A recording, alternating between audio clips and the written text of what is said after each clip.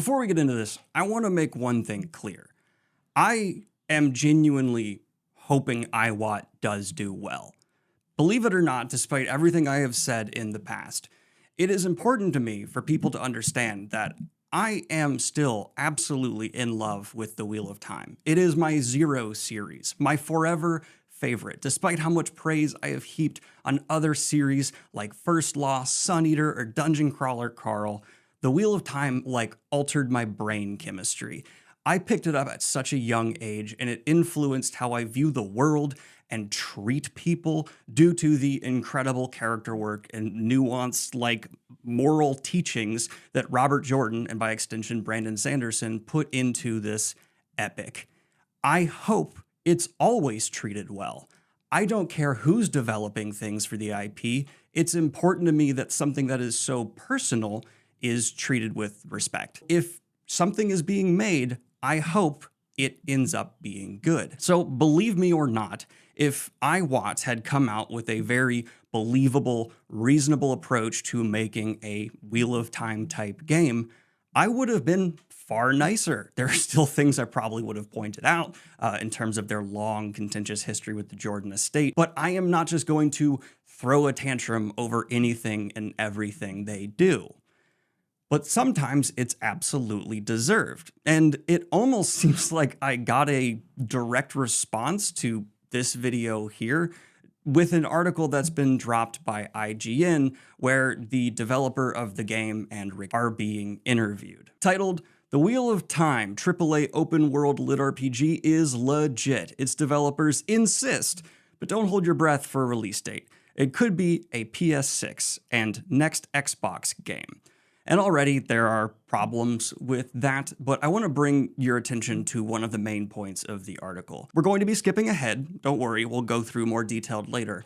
But at a certain point, it is said by the developers that they don't know where this 3-year timeline came from, and blame it on the fans and misinformation for spreading it, specifically saying, yeah, well, the 3 years, I don't know where that came from. The issue we've always had with the Wheel of Time is that there's excited fans out there, which is great. And there's a lot of misinformation that has started that is nowhere near accurate. We've just decided we're going to do our thing and make television and games and movies. And rather than attempts to put out any information that pops up. But at this point is that 3 years is don't know where that came from. We know it's going to take multiple years to do this. Here's where it came from.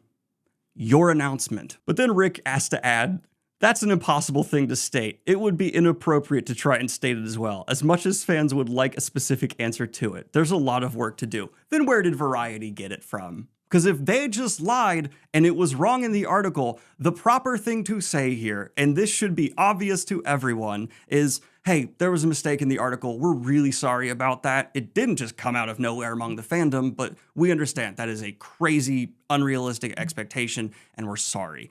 It's going to take far longer.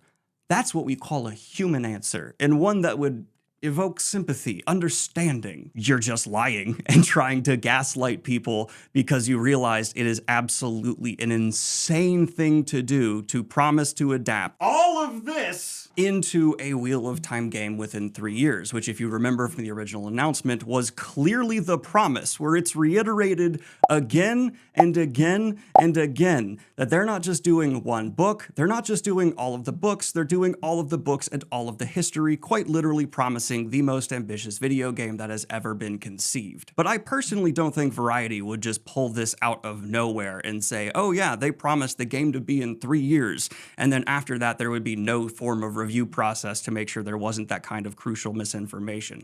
But even if that was the case, remember, you're still gaslighting fans, because there's no way you don't read that article and see that it is the source of the thing you then blame fans for. Something I do want to add here, well, Rick is just saying stuff during this interview. The person they have brought on to actually be in charge of the team and helm the development side of this, Craig Alexander, handles himself very well and gives reasonable answers throughout the interview. But let's go ahead and take a little bit more deep dive into Gaslighting, the article. It's fair to say the recent announcement of the Wheel of Time video game being in the works caught fans by surprise and sparked a healthy dose of skepticism online. The announcement, first reported by Hollywood trader publication Variety, described an upcoming AAA open-world role-playing game for PC and consoles based on Robert Jordan's much-loved 14-book series, The Wheel of Time. A 3-year development period was also mentioned. Wesley Yin-Poole, I think, did a pretty good job in this interview, making a couple of points subtly. But let's continue. It's in development at iWatch Studios, new Montreal-based game developer, which is led by former Warner Bros. Games executive Craig Alexander. Alexander oversaw development for all Turbine, now WB Games Boston, franchises, including Lord of the Rings Online, Dungeons & Dragons Online, and Asheron's Call. This, on the face of it, would normally spark significant excitement from fans, but it's the name iWatch Studios, which acquired the rights of Wheel of Time in 2004, and this talk of unlikely 3-year development process that has raised more than a few eyebrows.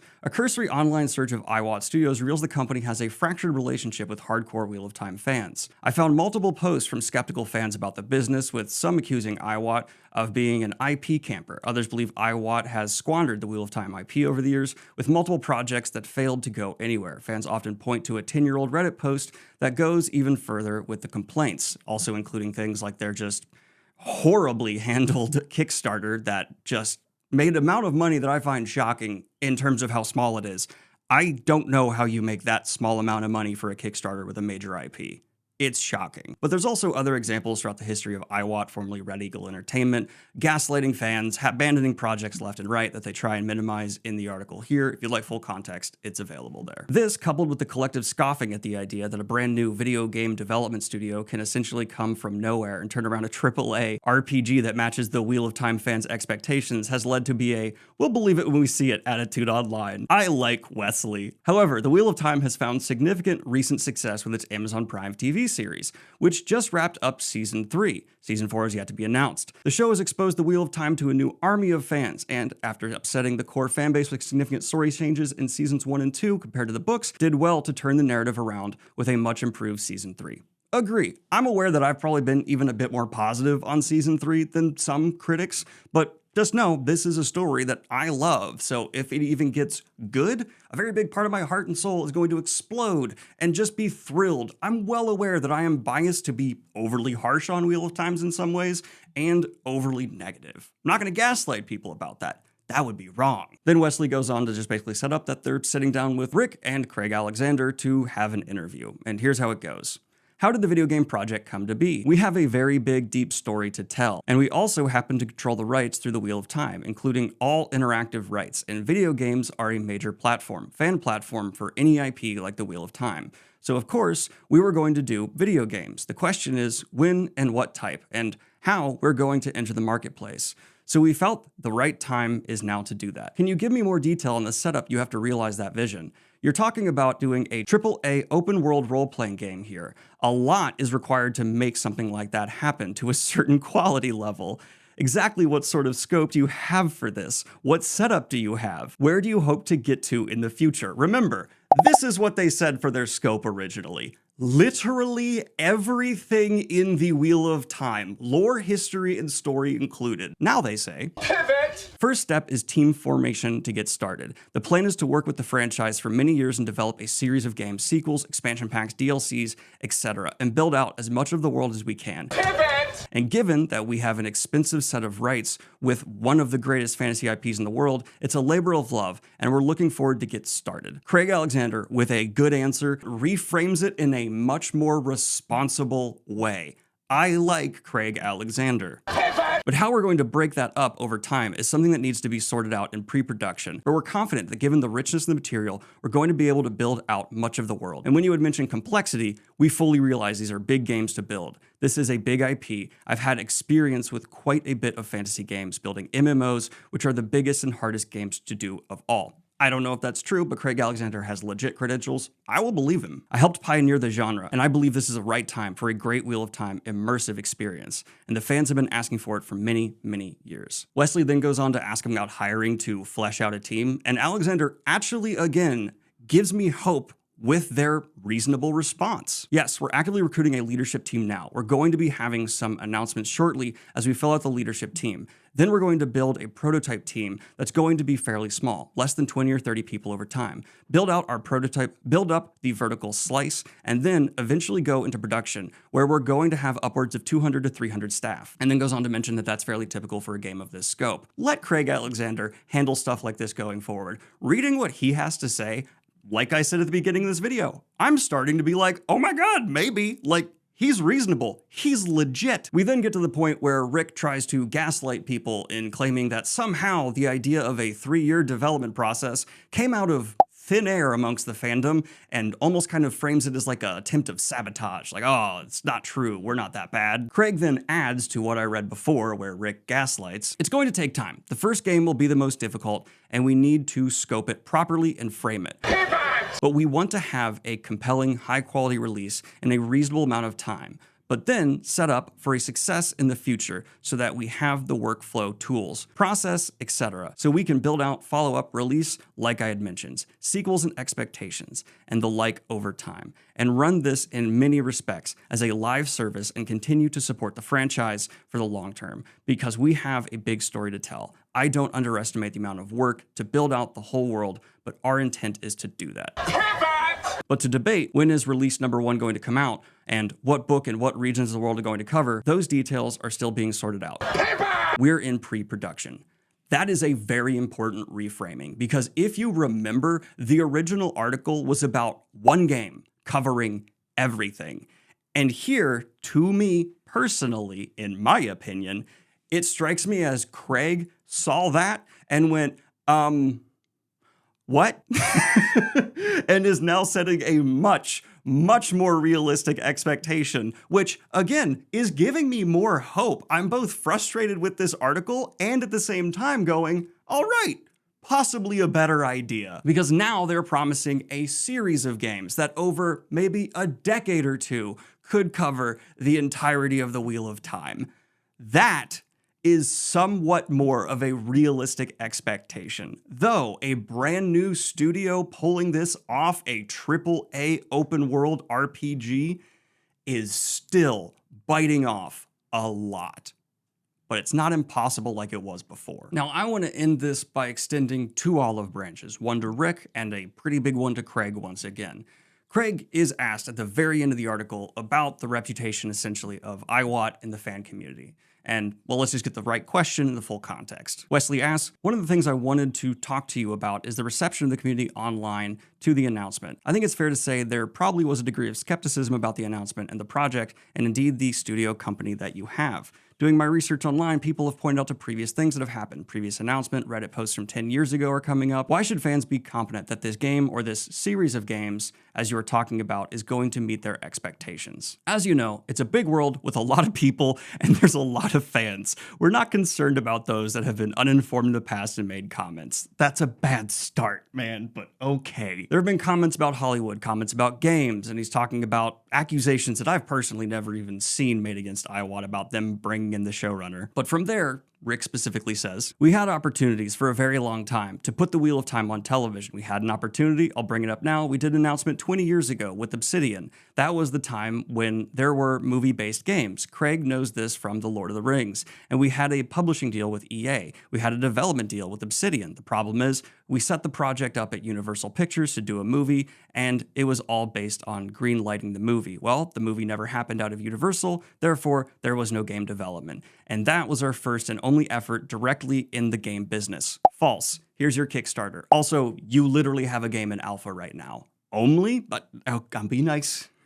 Be nice and finish. We've had a lot of opportunities since then to enter the market in a significant way and decide it wasn't right for the market. It wasn't the right game, and have some success before we made a decision. We could have put the Wheel of Time on Sci-Fi Channel at $2 million episode budget way before that, and we didn't announce that, but we were very careful as custodians of the brand to make sure that we do the right thing at the right time and we have success doing it. And so a lot of these things, like the first game effort, certainly wasn't attributed to us. We're the ones that we did the deal and lined up all the partners to do that. We just didn't deliver a movie. Now, the good news out of that is great for the fans, because I don't think you could really set up a world in a 2-hour movie back in those days.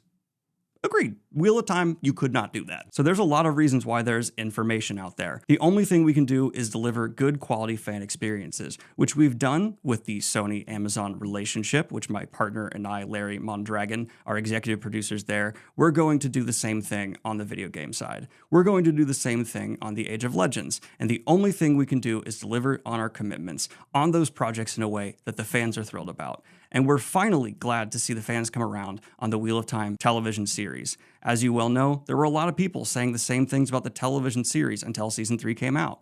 And then it was a different story. I assume all of it comes from good intent, concern, excitement, interest. Nobody wants to be disappointed. We don't want to be disappointed as well. And we're committed to deliver the best fan experience on different platforms as we possibly can. So that's where we are. We're keeping our heads down. We're doing what we're saying we're going to do. And there have been a couple missteps. One was, I wouldn't call a misstep, but the whole console game that we were going to do with Obsidian as an example. And IWAT as a whole, make that true. This article goes on to talk about how you really are working with an A-list director, which is true on an Age of Legends movie, and you have these projects in development.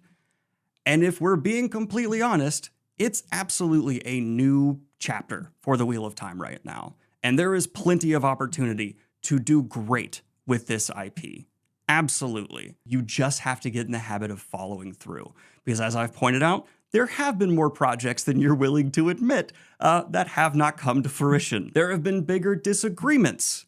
I'm not going to get into all of those. Let's end on one more positive note, because Craig Alexander also had a really good response to a question, and it makes me want to root for these guys. Craig, your background is in MMOs, right? So is that what the plan is here? You mentioned live service earlier, which suggests it's not necessarily a traditional single-player open-world game, like Bethesda games or Baldur's Gate 3 type game, I suppose. Craig, the short answer is I've done all kinds of games. Yeah, we did bring up the MMO experience primarily because you were asking about the scope and size. We specifically did not put MMO in the announcement because I think that is a level of undertaking that I'm not sure it's right for the IP, in part because the Wheel of Time is so character-centric.